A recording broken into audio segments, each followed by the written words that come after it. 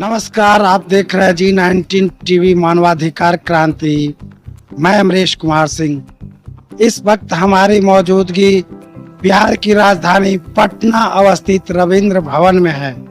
यहाँ पर आप देख सकते हैं कि भारतीय जनता पार्टी महिला प्रकोष्ठ द्वारा आयोजित मातृशक्ति आभार समृद्ध बिहार का आधार कार्यक्रम का आयोजन किया गया और इस कार्य को लेकर के देश के आधी आबादी महिला शक्ति है, उसे उसके सशक्तिकरण को लेकर के, उसके शक्ति को लेकर के, उसके ऊर्जा को लेकर के और उसके चौमुखी विकास को लेकर के गंभीर चर्चाएं की गई। और यहाँ के बिहार के कोने कोने से भारतीय जनता पार्टी महिला प्रकोष्ठ की कई नेत्रियों का आगमन हुआ, जिसमें बिहार के उप मुख्यमंत्री विजय कुमार सिन्हा जी, बिहार विधानसभा अध्यक्ष प्रेम कुमार जी का आगमन हुआ और यहाँ जो मुख्य रूप से बातें रखी गई हैं उसको दिखलाने का प्रयास करते हैं। उग्रवाद लगभग समाप्ति की ओर है और इनके सपोले जो बैठे हैं उन सपोलों को भी समाप्त करने की अब समय आ गया है। कोई सपोला आतंकवाद उग्रवाद की भाषा अगर जो देशद्रोही भाव भाषा रखेगा उनको सबक सिखाया जाएगा। बांग्लादेश ये दुर्भाग्यपूर्ण है। बांग्लादेश के अंदर जिस तरह से मानवता को शर्मसार किया जा रहा है, मानवता के नाम पर कैंडल जलाने वाले और पुतले फूकने वाले ऐसे लोगों को सबक लेनी चाहिए और उनकी मुंह से आवाज निकलनी चाहिए। आज जिस तरह से बांग्लादेश में हिंदुओं के साथ बर्बरतापूर्ण ढंग से निर्ममता के साथ उनकी हत्या, ये दुखद दुर्भाग्यपूर्ण है। बांग्लादेशी याद रखे, भारत के अंदर भी बांग्लादेश के लोग निवास करते हैं, दूसरे देश में भी बांग्लादेशी रहते हैं। अगर जो ये व्यवहार उनके साथ होगा तो उनके दिल पर कैसा दर्द होगा। कोई भी देश का नागरिक किसी भी देश में रहता हो, शरणार्थी के रूप में या वहाँ पर पर्यटक के रूप में, उनका सम्मान हमारी जिम्मेदारी है।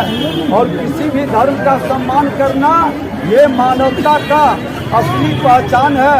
जिस धर्म के अंदर धर्म का विरोध कराए, धर्म का अपमान कराए, वह धर्म नहीं अधर्म है।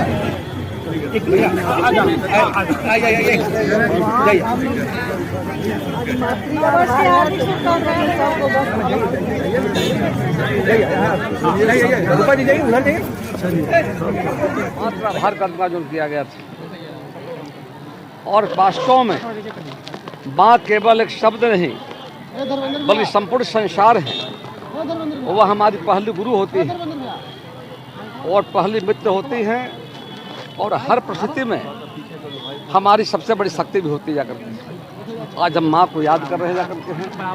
एक कार्यक्रम का आयोजन भारतीय जनता पार्टी महिला मोर्चा ने किया जा करके है और महिलाओं के लिए केंद्र की सरकार, बिहार की सरकार माननीय प्रधानमंत्री भाई मोदी जी के द्वारा और बिहार की सरकार जब एनडीए की बिहार में जब आई थी, बिहार पहला राज्य बना कि सरकारी नौकरियों में और पंचायती राज के चुनाव में, निकाय के चुनाव में हम लोगों ने 50% आरक्षण देकर रिकॉर्ड बनाने का काम किया गया।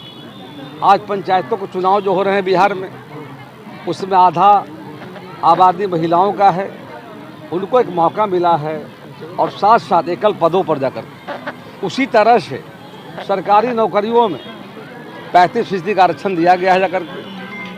और महिलाओं के लिए भारत की सरकार ने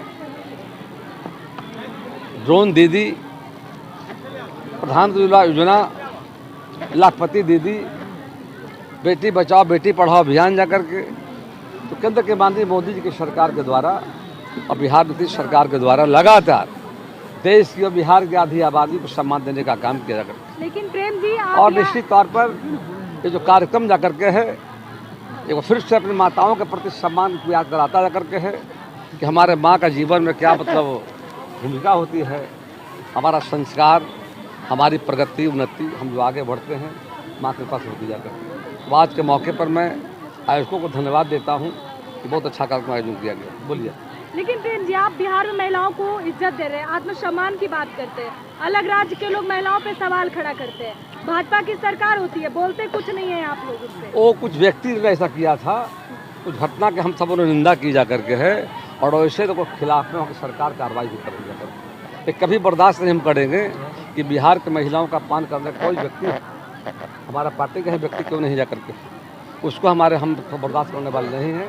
वो पार्टी नहीं बल्कि व्यक्ति थे जा करके ऐसा जो बयान दिया था जिससे हमारा बिहार का अपमान हुआ है, उस घटना की निंदा करता हूं। और साथ साथ हमने कहा है कि सरकार निश्चित तौर पर ऐसे लोग खिलाफ कार्रवाई भी कर रही है।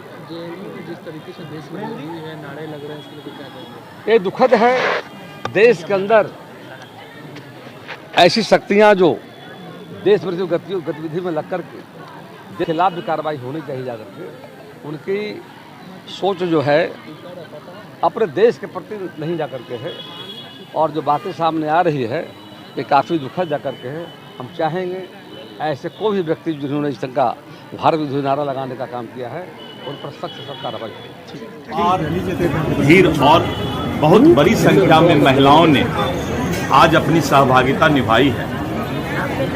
फिर एक बार एनडीए सरकार जो बनी है, इसका अगर सबसे बड़ा सम्मान और योगदान के हकदार हैं तो वो महिला हैं, क्योंकि महिलाओं के कारण ही इस बार की एनडीए सरकार प्रचंड बहुमत से बनी है। नीतीश कुमार जी के नेतृत्व में जिस तरह से महिलाओं का सशक्तिकरण हो रहा है, महिलाओं ने खुल करके अपना मतदान एनडीए सरकार के लिए किया है। मैं आज आने वाले समय के लिए जो महिलाओं को अधिकार मिलना चाहिए, आधी आबादी को, उसकी कामना करता हूं कि महिलाओं को आधी आबादी का सम्मान मिलना चाहिए, और राजनीति से लेकर और सभी जगह आधी आबादी महिलाओं का होना चाहिए, चाहे वो लोकसभा हो, चाहे विधानसभा हो, चाहे सरकारी नौकरी हो, चाहे प्राइवेट सेक्टर हो।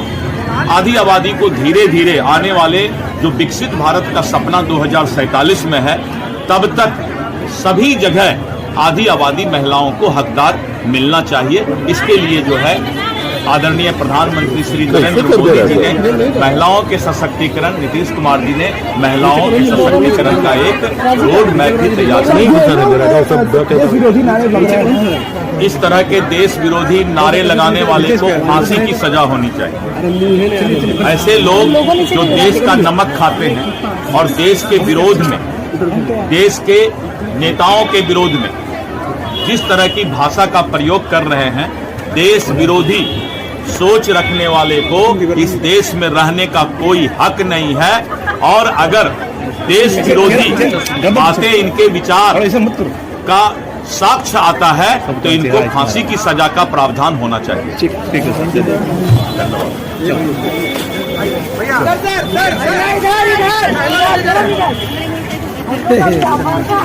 गाड़ी बाहर बुलवाइए।